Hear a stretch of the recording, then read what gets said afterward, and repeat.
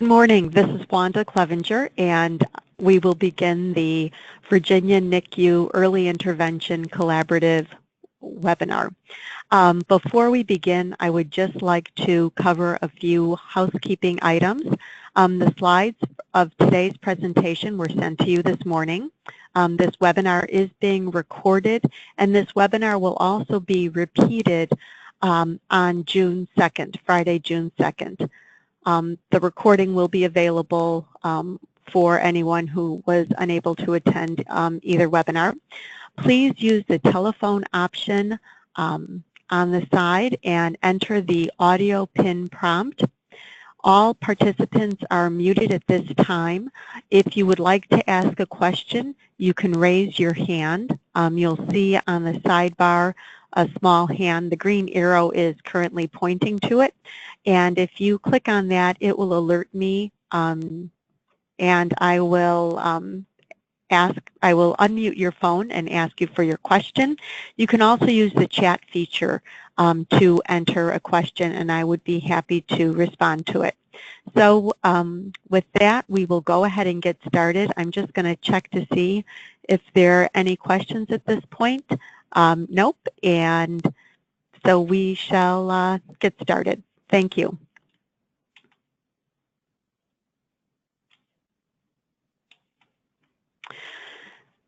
So today we are going to be discussing the baseline data and needs assessment for the Virginia NICU Early Intervention Collaborative. We have 3 partners working together in this collaborative: the Infant and Toddler Connection of Virginia, which represents the early intervention team, and the Virginia Center for Healthcare Excellence, representing the Virginia Hospital and Healthcare Association, and then NewPath, which is a support network for families in early intervention. And NewPath may be unknown to some of you, and so we welcome them as a partner. And if not today, certainly during the regional meetings, you'll have an opportunity to learn more about NewPath and its role as support to families needing early intervention services. A little more information on our project partners. Catherine Hancock from Early Intervention, the administrator, is on the webinar today, as is Tracy Edmond from NewPath. Abraham Segrist is from the Virginia Hospital and Healthcare Association and supports me in this work, as does Betsy Cole-Archer, Senior Director for Performance Improvement. And I'm Wanda Clevenger, Director for Performance Improvement at the Center for Healthcare Excellence here at the Virginia Hospital and Healthcare Association. And I'm your main contact for this project. Today's agenda will be reviewing the baseline data and needs assessment findings. We're going to discuss the project aims using driver diagrams, which we will be working with in our regional meetings. And so we'll spend a little bit of time on how those work and how we can use them to help create our change package. And then we're going to review the project plan and upcoming regional meetings. And again, if you have any questions, please raise your hand or type into chat.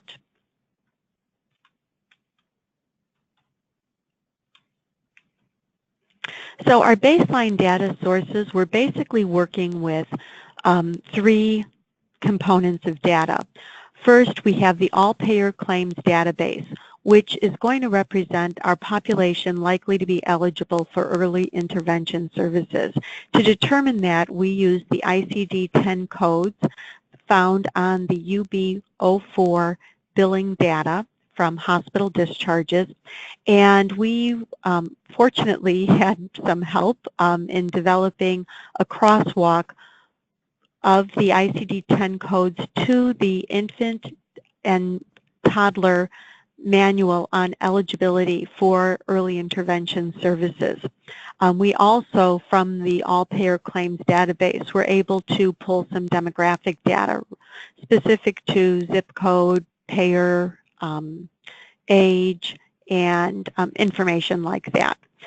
From the NICU and hospitals, we requested the number of referrals to early intervention from the NICU, the number of referrals to early intervention from other hospital units, and then we did look specifically at substance-exposed infants because that population is getting a lot of attention because of the increasing occurrence of substance-exposed infants.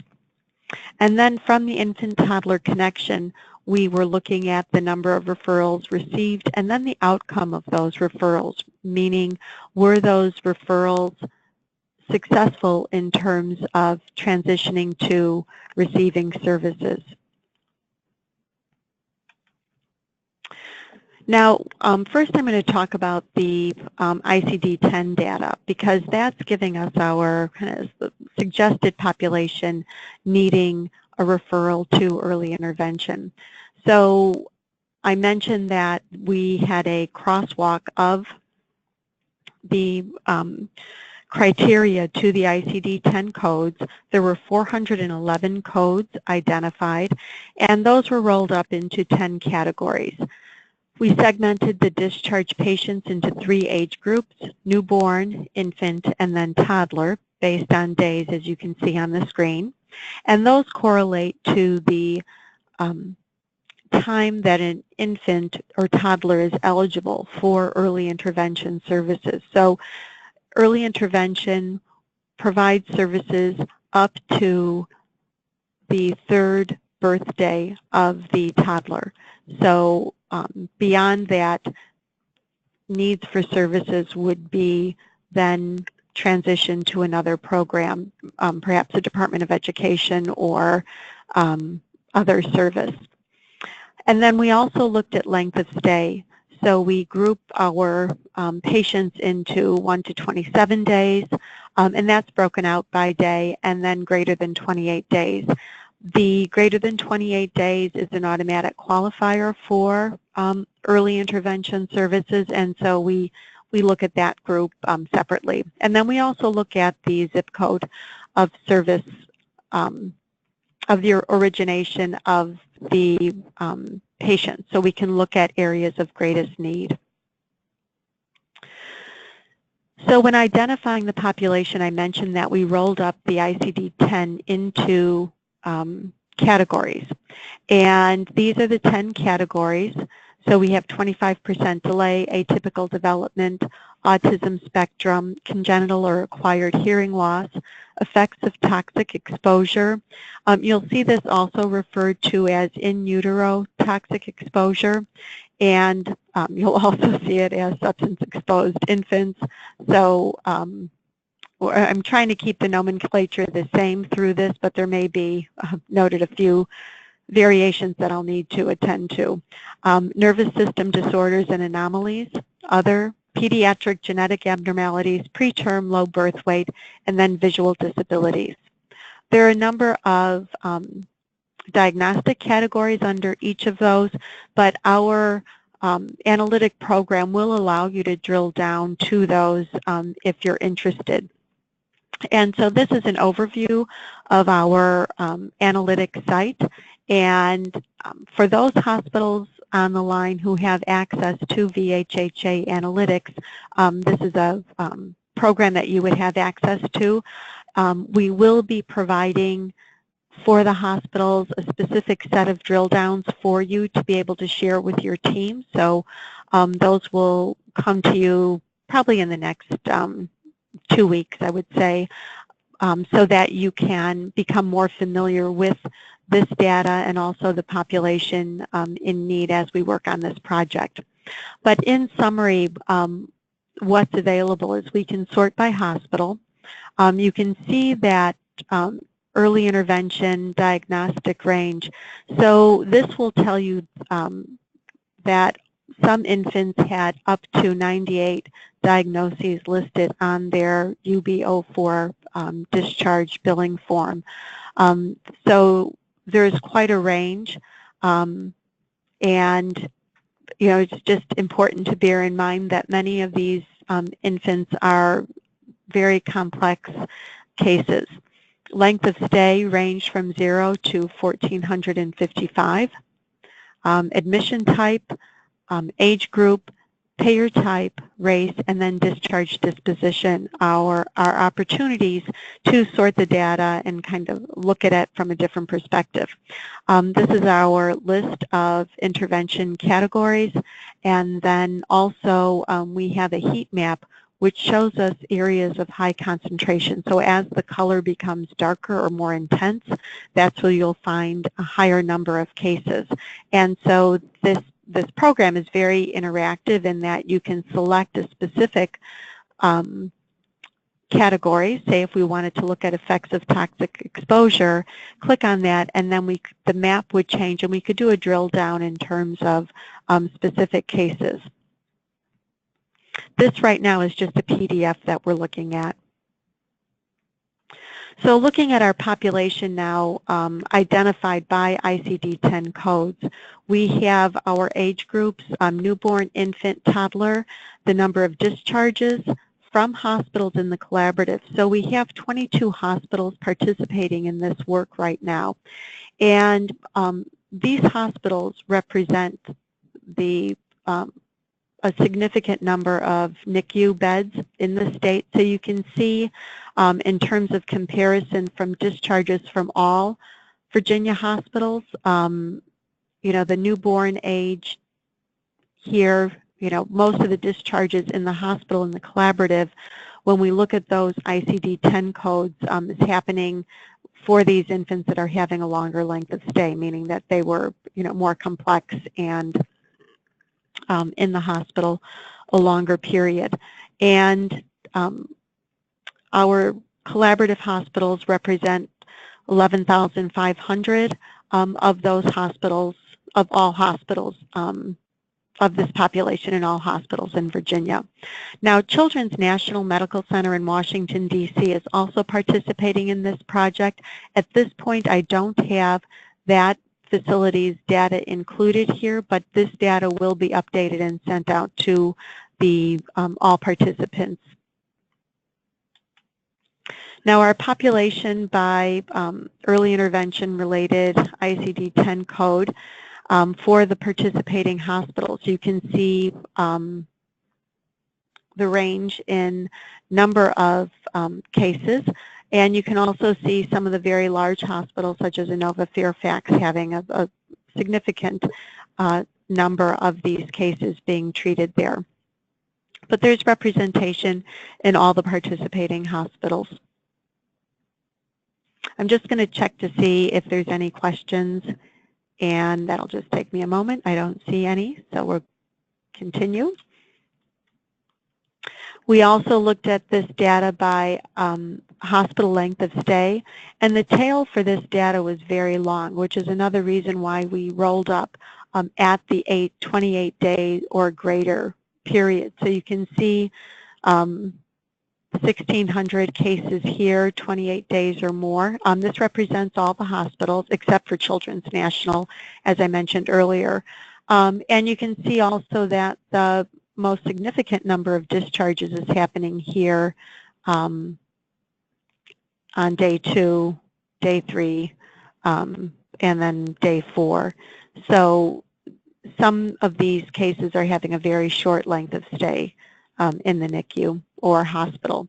So this is, again, this is both hospital and NICU length of stay. So you'll see when we look at the early intervention data why we needed to look at not only the NICU data but also the overall hospital data and just focus on the discharges with the ICD-10 codes. This next slide looks at the ICD-10 toxic exposure, and this is the detail of ICD-10 codes included, and you can see the counts here. Some of these infants may be represented in more than one category, so there may be some duplication there. So this is not a count of actual cases, but it's a count of the occurrence of the ICD-10 code in the discharge billing form.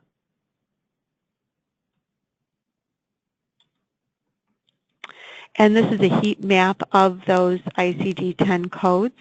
So you can see the breakout. And this is looking at only hospitals participating in the collaborative.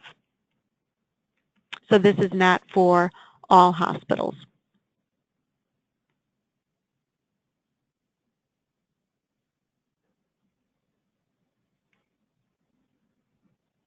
And the highest concentration is in those areas where there's cities, more urban areas where we're seeing the darker reds. But that said, you can see that cases are spread out throughout the state.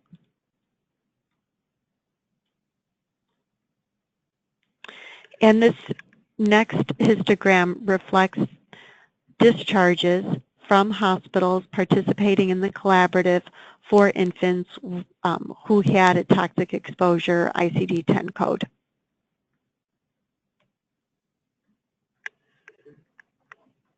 And again, you can see that it is throughout all of the hospitals participating in the collaborative.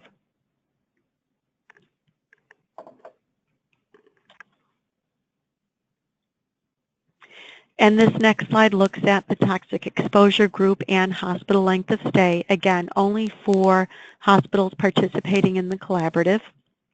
There are a number of cases with 28 days or more length of stay, and those cases likely have more than one ICD-10 diagnostic code associated with early intervention in their discharge form. And with our data analytics, we can actually drill down to the actual case information when we look at the hospital-specific data if the hospital is interested in seeing that information.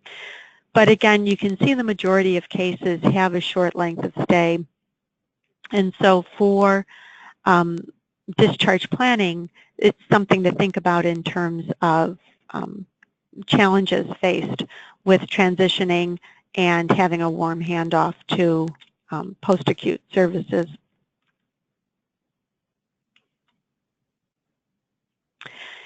And now looking at this slide provides us with the hospital's reported baseline data. So a survey was sent to all participating hospitals, and we asked the hospitals to provide information on the number of referrals to early intervention from the NICU, from hospitals other than the NICU, and then also for those that were exposed or had a diagnosis of exposure to a toxic substance. And so you can see there's a great opportunity for improvement in terms of hospitals collecting data. So we received data from 4 hospitals looking at EI referrals at the time of discharge from the NICU.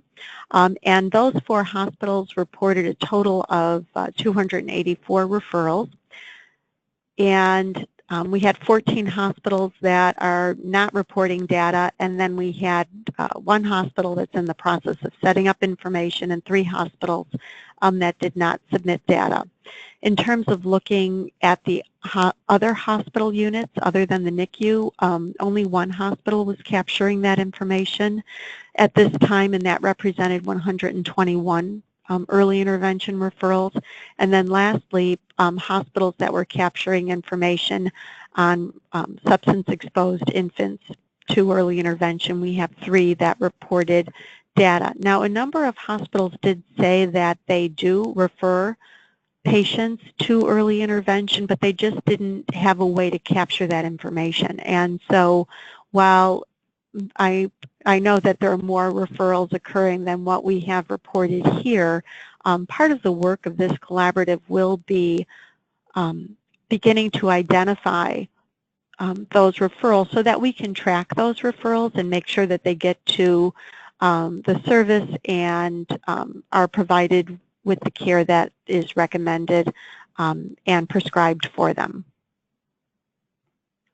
I'm going to take a moment to check to see if there are any questions, and I do not see any at this point, so I'm going to check here. Let's see. Okay.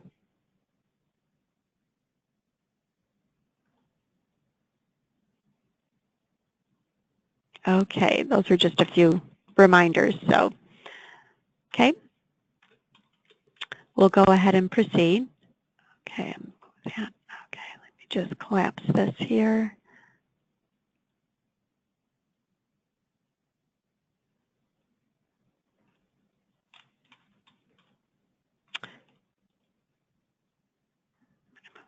Okay, just a little more detail on the hospital baseline data. So the previous slide identified the 4 hospitals that were referring or capturing the referrals from early intervention or from the NICU to early intervention. And you can see there's quite a range from 2% up to 43% of NICU discharges were referred to early intervention. And so we really don't know what the right percentage is. And so that's something that through this collaborative we hope that we will learn more about.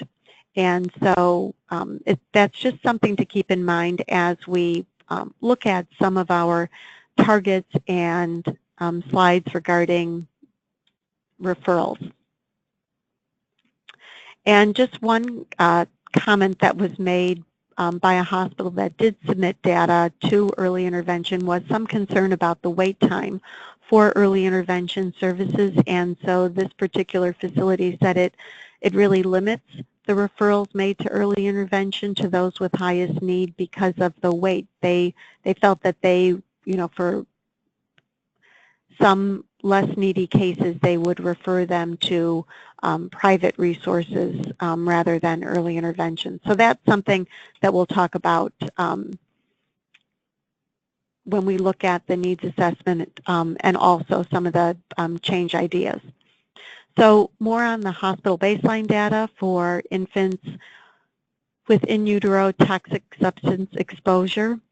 We have 3 hospitals that are collecting data or that submitted data. And again, you can see a range from 0 to 56%.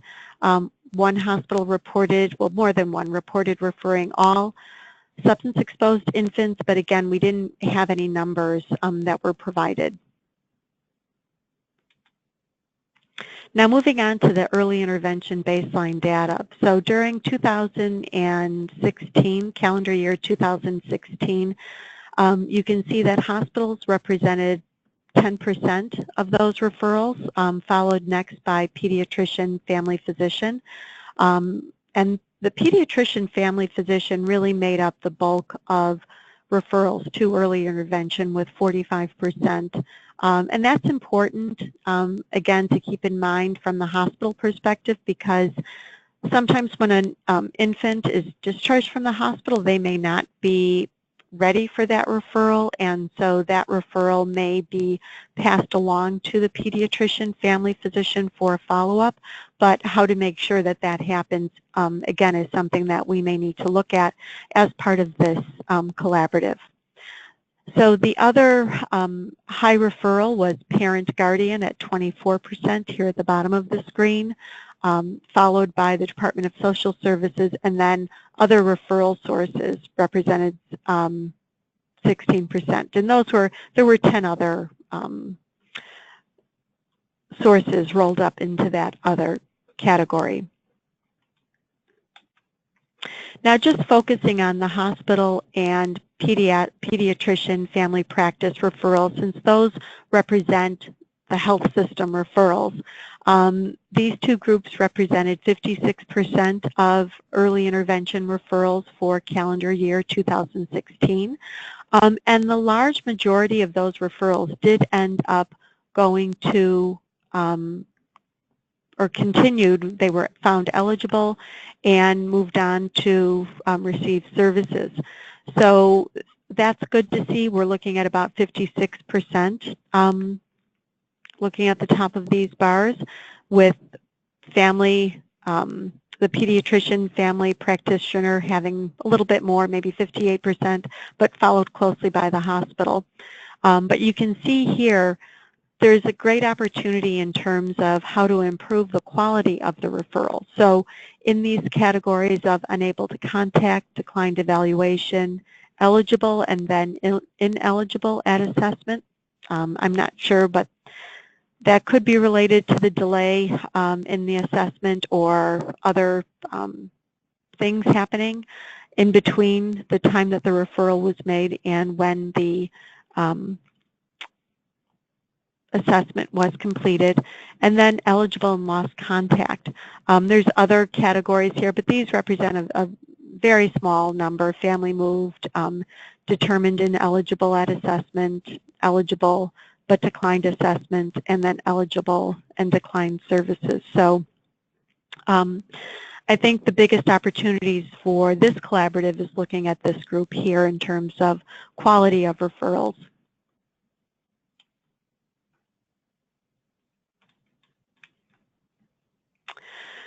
So in the numbers that were provided by early intervention, there were, although those were all of the referrals, when we look at this slide here, total referrals to early intervention during calendar year 2016, some of these numbers were repeat referrals. And we were provided data on first-time referrals, and we also were able to look at that data by age. So this is broken out by age groups that we're looking at in our hospital data, 29 to 364, and then 365 to 1,094. So these are our groupings. These are first-time referrals to early intervention, and you can see that the bulk are made in the 29 to 364, and these are only from hospitals. So you know, it helps understand a little bit more about when referrals are being made. So a number of the infants that are discharged in that early period may not be getting referred to early intervention, but many of the referrals are for those that are in the hospital longer, in the 28 days or more. When we're thinking about the newborns, and that group of 28 days or more, I think that's where these referrals are coming from. And then looking at the total number referred to early intervention. So these are all referral sources, and this includes hospitals. So you can see, you know, this represents a small number of their total referrals, but I think for the hospitals, that's useful information. And just to give us a summary of our baseline data and something to think about for the hospitals as we move forward. So the ICD10 categories identified 14,193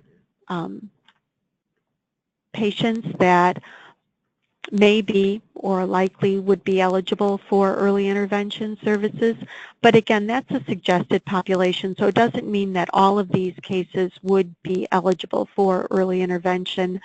And so it's important that we come up with something as a target. And in speaking with one of the members of the advisory council, Dr. Brown, who's a neonatologist and has been involved with this work for some time, she suggested using a target for early intervention referrals for the hospitals of about 50% of their cases that are identified using the ICD10 code. So that's one way going forward that we can look to see, are we meeting those expectations or that target?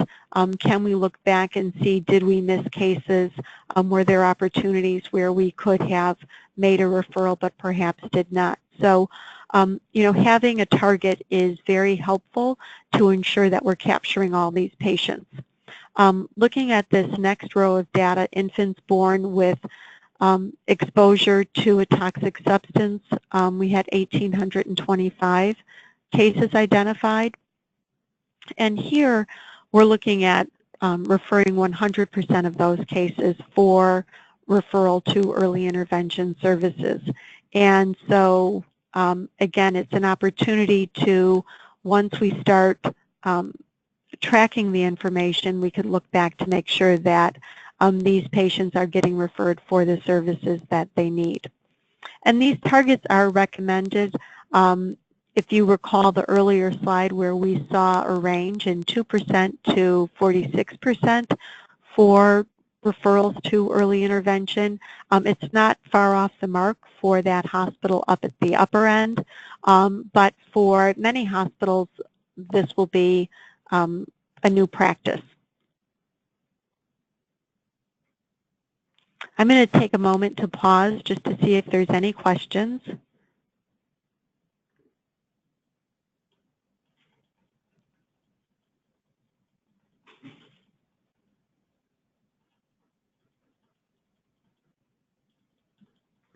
Okay, I don't see any, so I'm going to continue.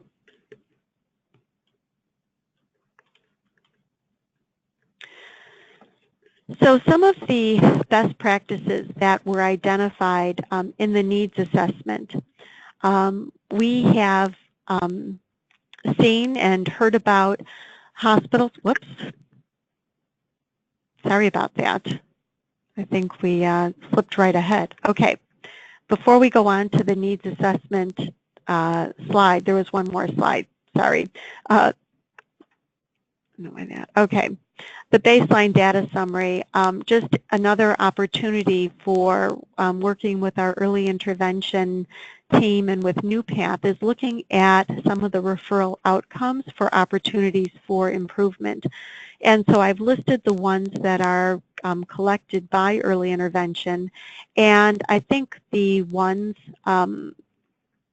the lower part of the table, eligible then ineligible at assessment, declined evaluation, and unable to contact, those are opportunities for improvement. I don't know what the target should be for improvement, and I think that's something we can determine at the regional meetings. But again, it's something to think about as an opportunity to work together on this collaborative and identify ways to improve upon those numbers going forward.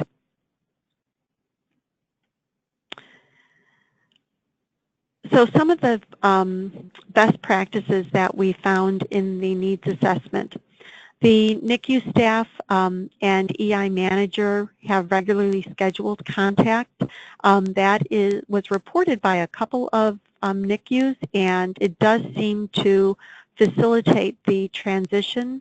Unfortunately, at this point, we have some gaps in data, so going forward, I think we'll be able to track this, but currently, early intervention doesn't have the referral source data. They have the referral source, but not the specific hospital, so it's just grouped into hospitals. So while we're not able to have specific numbers, it does seem to be supportive of the relationship and also helps the family member or parent become more familiar with early intervention earlier on in their hospital stay.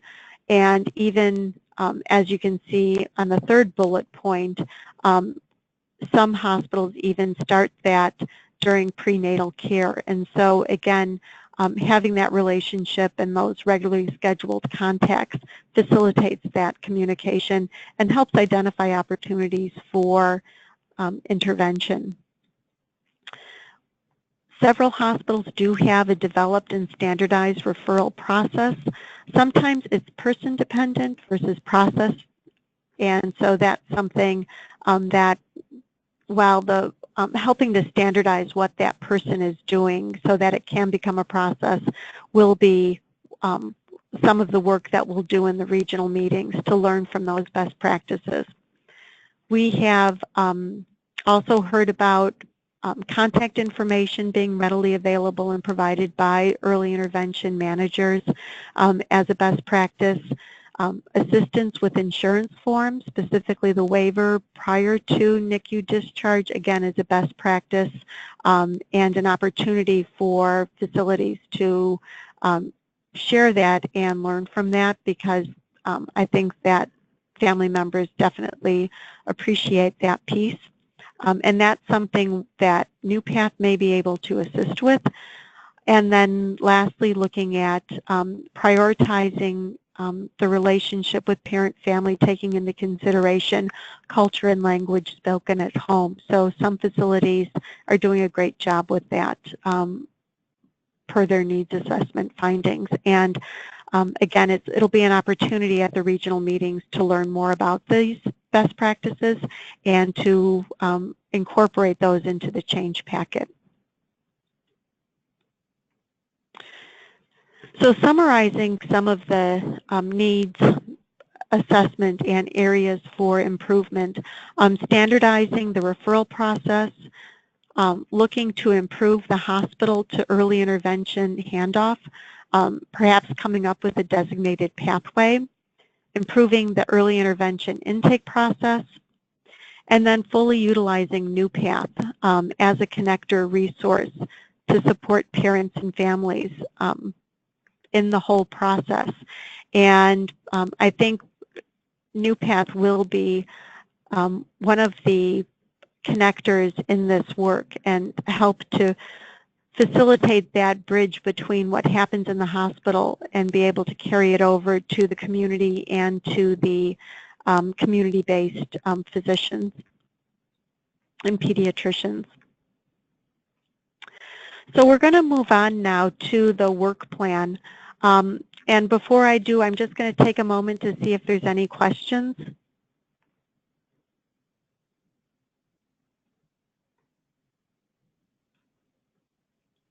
I see one question here. The question is, how do hospitals formally track the EI referrals they make? That's something that we're going to learn about through this process. And some hospitals have a manual process, just using a record review of their discharge forms. And I don't know of any hospital that has it at this time incorporated into their electronic medical record. I know one hospital is working on that, but I think through the regional process, regional meetings, we'll learn about that process, and then we'll be able to pass that along to the other hospitals. And if there are any hospitals online that do that process or have set up something, if you'd like to raise your hand, I could open your mic so that you can speak. I'm just looking down the list here.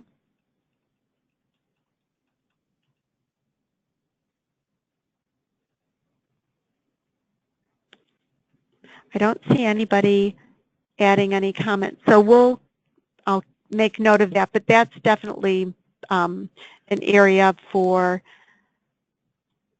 that will be an outcome of this work, will be that referral process and standardizing it and coming up with a way that hospitals can collect that information. So taking that needs assessment data and summarizing it into some high-level aims, we've identified 3: refer all eligible or likely to be eligible infants to early intervention, improve linkages to early intervention services for NICU patients and families, and then integrate NewPath as part of the NICU to EI care continuum. And with these aims, we're going to be using driver diagrams. Now, driver diagrams are a way to identify change ideas and monitor them.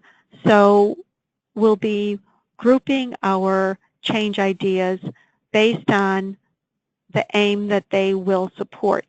And we've identified from the aim primary drivers, secondary drivers, and then specific change ideas to those. Now, I'm not identifying the change ideas. The change ideas will come from the regional meetings, so from the collaboration between the hospital NICU personnel or the hospital personnel that are in attendance, as well as the early intervention and NewPath representatives at the meeting that will be working with this type of diagram during the sessions. Now, I've expanded the driver diagram for our work, so you can see we have our aim here on the side, the primary driver, the secondary drivers identified, the change idea, the method, the metric that we'll use to measure this, and also the target, and then the resources needed, time frame, and then team member owner. The resources needed in time frame we may not be able to identify during the regional meetings, but I think it's important that we will be, as we prioritize the change ideas, looking at the resources, of course, and the time frame for implementation. But the purpose of the regional meetings and the outcomes will be to generate change ideas and at that point not be limited by thinking about the resources at that moment.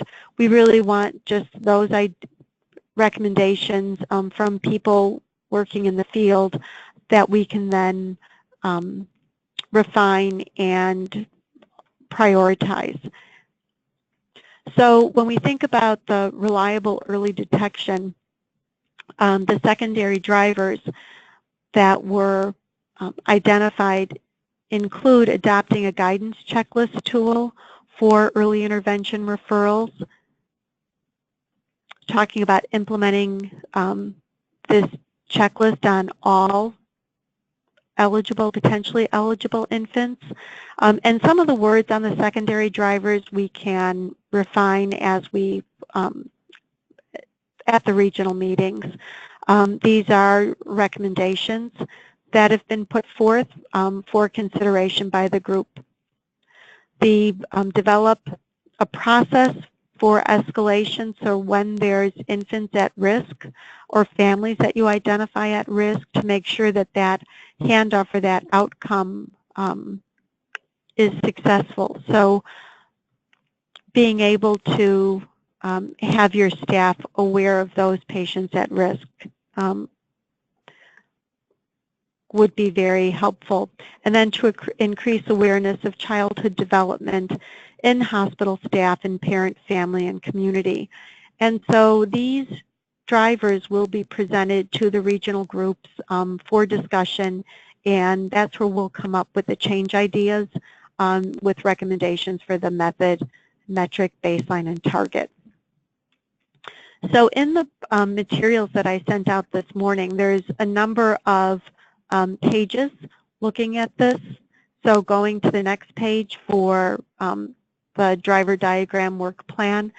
So looking at a centralized referral process for early intervention, I know that they have a centralized, currently have a centralized referral process, but I think we need to define how that's accessed and make sure that it's clearly communicated, and also provide feedback. There may be some recommendations for changing that centralized referral process based on experience from those in the field who have had to utilize it. We need to identify the information needed to accompany referrals so that that's standardized and so that the time frame from when the referral is made to accessing that information is as short as possible. We want to minimize that time. I think I mentioned that already. Create a reliable confirmation and follow-up for infants referred to early intervention. And that may not necessarily need to go to the NICU. Providing that to the pediatrician or the family physician who's following up. But having that continuity of services would be important, and then developing a process to support families at risk for declining early intervention assessment or who become lost post-discharge, having some change ideas as to how to intervene with that early, so to minimize that occurrence.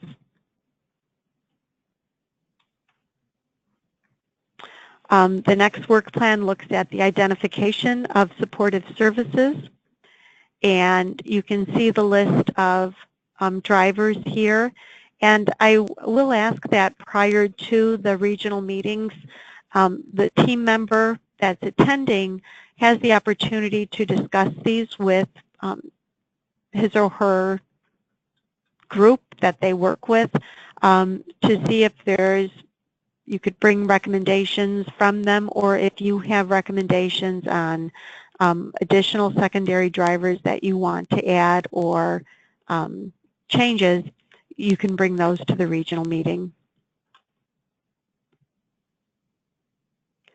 But we want the supportive services for these families to define the continuum of care, to make sure that continuum of care is communicated, to develop a process for engaging parent and family that adapts to the needs of the parent and family, to model NICU, early intervention, and new path linkages to parents and families, and then to create reliable confirmation of engagement of the parent and family.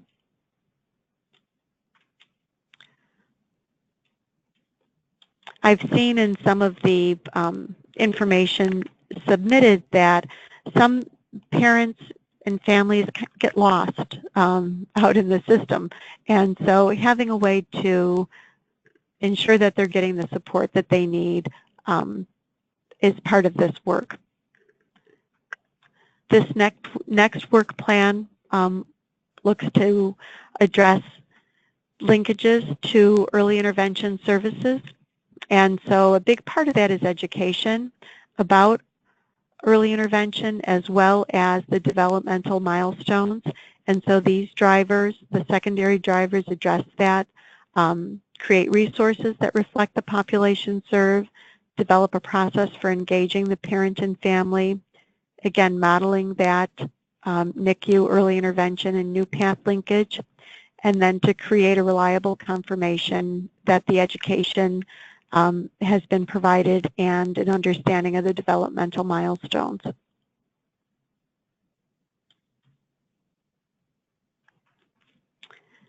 And then Work Plan 5 looks at differentiating early intervention services and approach from the medical model.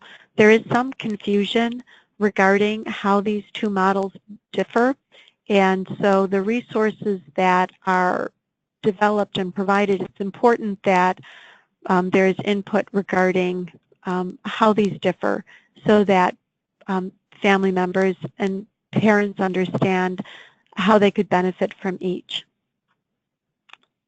And so the secondary drivers include the cultural and language sensitivity around the resources that are provided, and educating the NICU staff and hospital staff and community pediatricians on the differences, and then utilizing new path as a support mechanism and proof of concept to the parents and family on the differences in the model. And I think this is the last one, Work Plan 6. And looking at ways to support parents and families in this process. And so really looking at ways to incorporate and integrate new path into the care continuum, and to make sure that our resources and materials include new path, to educate the NICU staff, hospital and community pediatricians about new path, and then to utilize new path as support and proof of concept to the parents and families.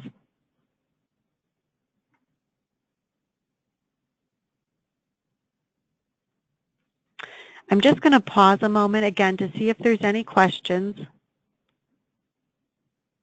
Open up here.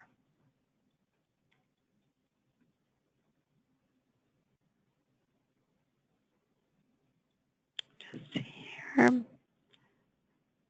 Just one second. Just checking to see if there's any questions. Nope. Okay.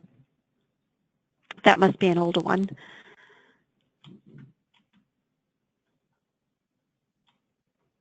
Wanda, this is Betsy. Another question just came in about, can you give us more info on what NewPath will do?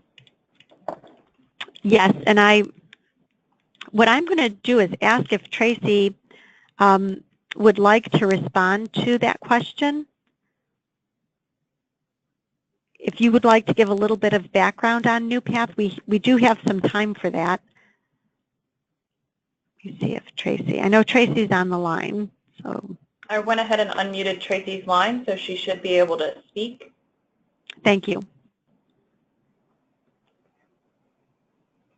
Tracy, are you with us?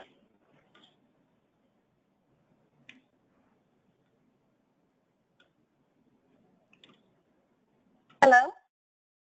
Oh, hi, Tracy. Hey, Wanda. Sorry, I guess I had muted my phone on this end as well. I apologize. Repeat the question. You'd like to know what NewPath's role is going to be? Yeah, if you could talk a little bit about NewPath and just provide a little background. Sure. So NewPath is a branch from the Arc of Virginia. Our target demographic is really early intervention families from 0 to 3.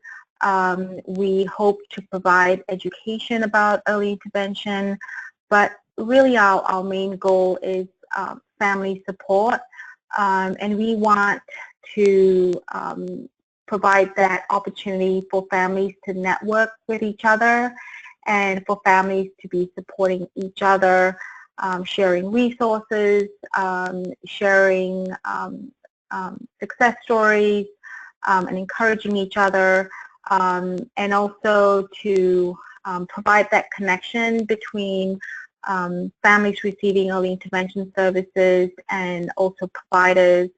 So we hope to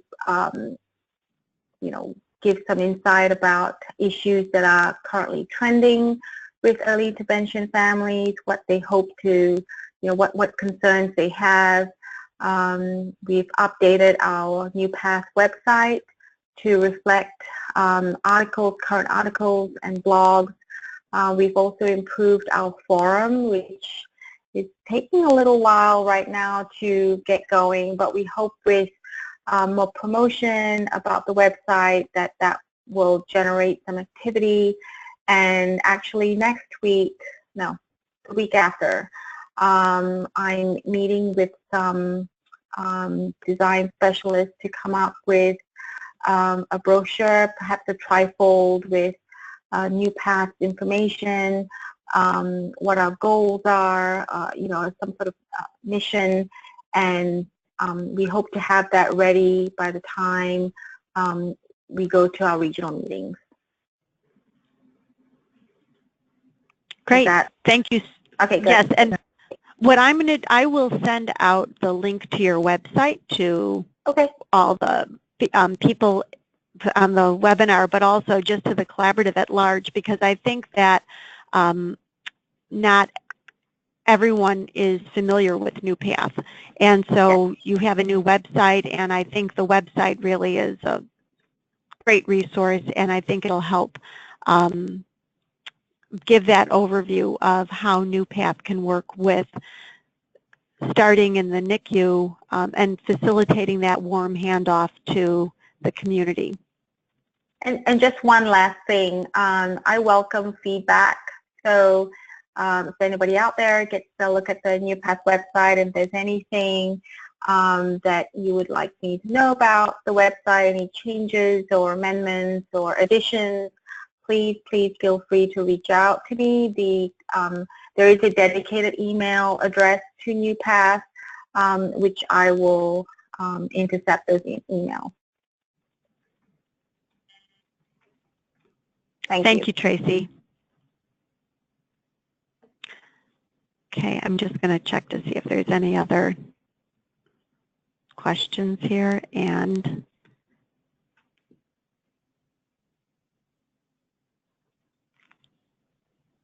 nope, I think that's all right now. Okay. So we're going to move on to the project plan. And I did send out the project plan a couple of weeks ago, and so we do have regional meetings coming up. I will resend the link to register, but we have 4 regional meetings. One will be held Tuesday, June 6th. That's our first. That will be next week at the Roanoke Higher Education Center. And that'll be followed by Friday, June 9th, which is being held at the Virginia Hospital Association's office in Richmond. And then on Monday, June 12th at Children's Hospital of the King's Daughters. And then on Thursday, June 15th at Inova Fairfax. And I think the regional meetings will be a great opportunity to get input, feedback, share the best practices, and look at the change packet and begin to come up with change ideas that can then be included in the change packet. We have a statewide meeting on July 18th, and that meeting, I'll be sending out the invitation, save the date shortly, but that meeting will be for the rollout of the change packet. So we will prioritize the change ideas that are collected from the regional meetings. Some change ideas will be implemented right away, and some we may have to kind of schedule out or make recommendation for a later period for implementation. But at that statewide meeting, we will have our change packet plan, and it'll be a good opportunity to discuss the change packet as well as implementation of the change packet. We'll have a webinar on the change packet on the 31st of July and then August 2nd. And then I'll begin hospital site visits and coaching calls regarding the change packet implementation. And those will be held the end of July through October of 2017. And so I'm looking forward to scheduling those and coming out and working with your facilities. I see that we have a comment here. Just one second. Betsy, do you know if there's a question? I saw flashing. So that was me. Sorry to distract you. I went ahead and put the link to register for the regional meetings in the chat so that anybody on this webinar can go ahead and sign up. Oh, terrific. Thank you very much. You're welcome. We'll then be following the site visits, which will wrap up at the end of October. We will have another series of regional meetings. There'll be 4 again. Those will be held the first and second weeks of November. And that'll be an opportunity for us to revisit our plans, look at the progress that we've made, and also tweak the change packet, because I'm sure we'll have some learnings from the implementation and feedback, and hopefully we'll have more feedback then from not only the collaborating members but also from parents and families who have experienced the transition from the NICU to early intervention. So those regional meetings will be November 1st through the 10th, and then we'll have a kind of a wrap-up webinar January 24th, and that will look at how we will sustain the gains that we've made, as well as spread those gains to other hospitals that may not be participating in the collaborative. So that sets forth our schedule for the project, and while it will be a busy couple of months, I think that it'll be a great opportunity for pulling these pieces together. Are there any questions about the schedule? There's one that asks if parents are invited to the regional meeting. We have not invited any parents. However, we do have parent representation from NewPath in terms of the NewPath staff have parents that have experienced early intervention.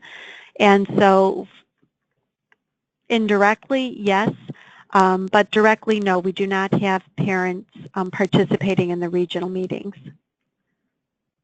It may be something we can consider for the November 1st through the 10th regional meetings, including parents.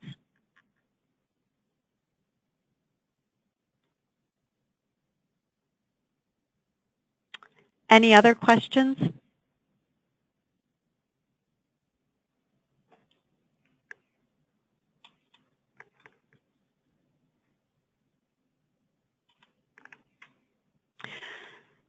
So just a little bit more on the regional meetings in terms of the objectives. As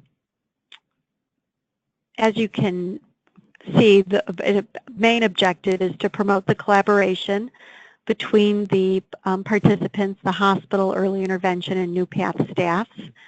We'll be working to achieve consensus on the opportunities for improvement, and then identifying the change ideas, methods, and metrics that will be submitted to the Collaboratives Advisory Council. And then those will be prioritized, because I'm sure I'll be gathering many more change ideas than we'll be able to implement during the time period of this, but it's important to gather those so that going forward there may be some that will be longer term change ideas, some that are easier to implement, and then others that we may want to hold on to and revisit when we meet again in November.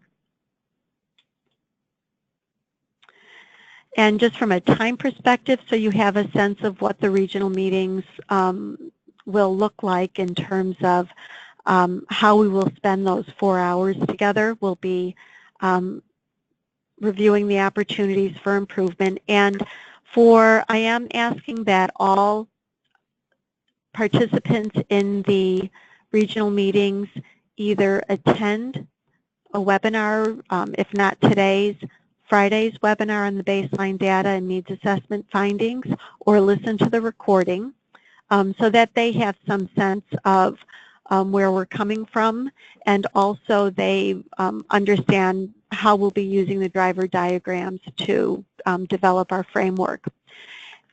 We'll be working in small groups and then collaborating as teams on the change ideas, and then we'll have an opportunity to vet those ideas in the larger group and come up with some prioritization of those change ideas.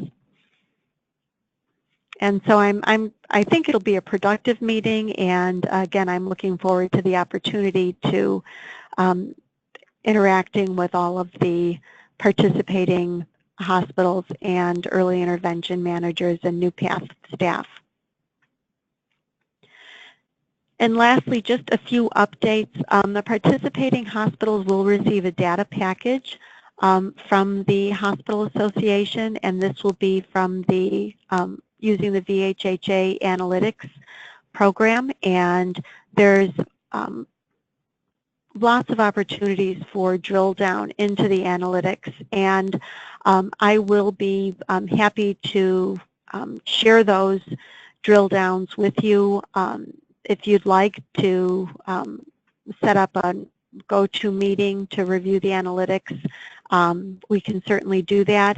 And if you have specific questions regarding how to access VHHA analytics for your facility, I included David's contact on the webinar, on this presentation, so you could certainly email David and he'd be happy to answer questions, or you can contact me and I'd be happy to do the same. So with that, I will end the presentation, but ask if there are any questions or comments on the baseline data, the plans, or anything that was presented this morning.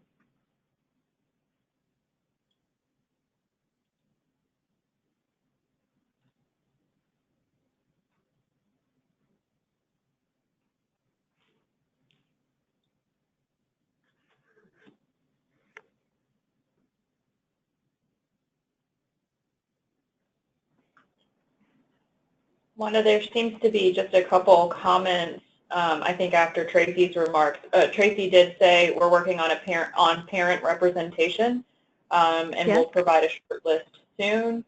And then Dina Carey suggested we may want to consider inviting the parents of our parent advisory committee to the November meeting, which I think is a great idea.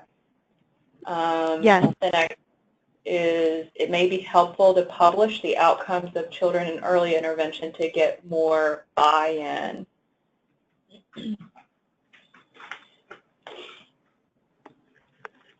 Could you repeat? Oh. Yeah, so sorry. She said it may be helpful to publish the outcomes of children in early intervention to get more, quote, buy-in. I'm assuming for the program itself.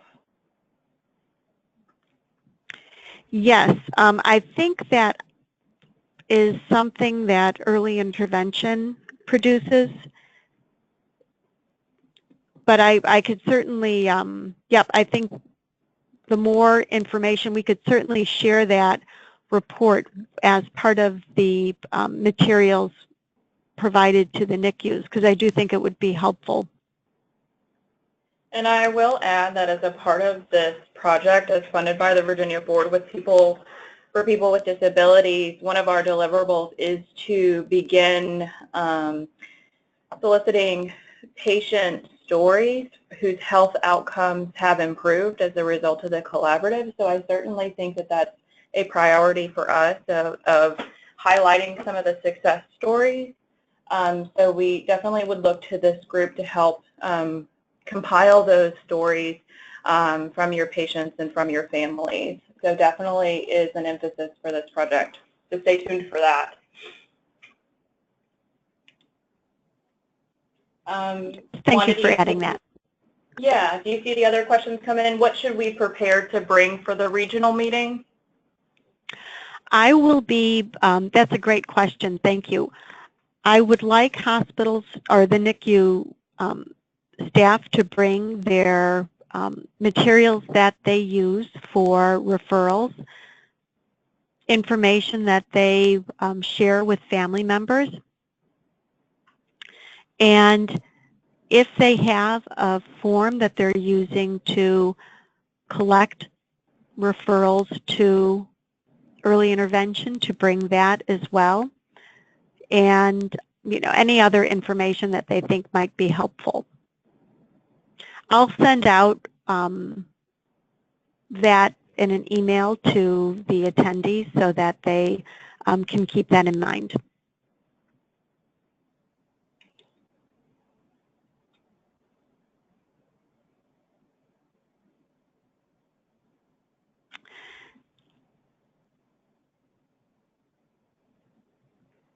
There seems to be one more question, and I'm not quite sure who this is directed to, but it says, within the hospital staff, are you all approaching social workers? Bernita, if you're on the line, if you could provide a little bit more context. Are you referring to us at the VHHA? Are you referring to your peers? Wanda, I don't know if you want to take a stab at answering that, given what we know. We haven't specifically talked to social workers. My main contact has been the NICU leads, and we've asked them to share this with their team. So I have seen information where sometimes it's the physical therapist or occupational therapist who is the contact for early intervention, not necessarily the social workers. So I've seen variation, but I have asked the NICU leads, who are my contacts, to pass the information on to their staff. And she was able to clarify. I was wondering if they have a role in the referral process. I would say from what I've read, not always. I think that's something that, again, through this, through the regional meetings, we'll have an opportunity to discuss that, but no, sometimes the social workers, again, from what I've read, are not consistently the point person for making the referral.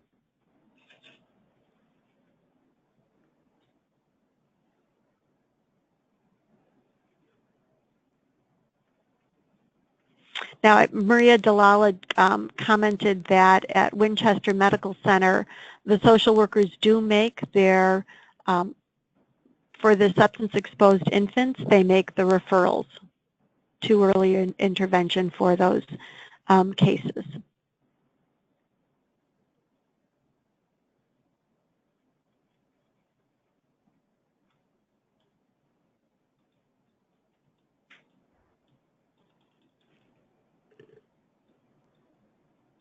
I'm just looking through here to see if there's any other comments. I think we had, do you see any, Betsy? I think we've addressed all of them that have come in. And I didn't see any hands raised either.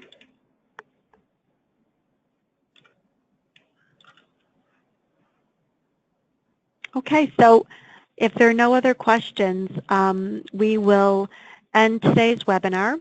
And again, the session has been recorded, but we will be having another session on Friday. And for the hospital participants, we will be sending out the data package, I would say within the next 2 weeks. You'll receive that. And then that data will be updated quarterly for you. So with that, we'll end the webinar. And any questions, send me an email, and thank you for your time.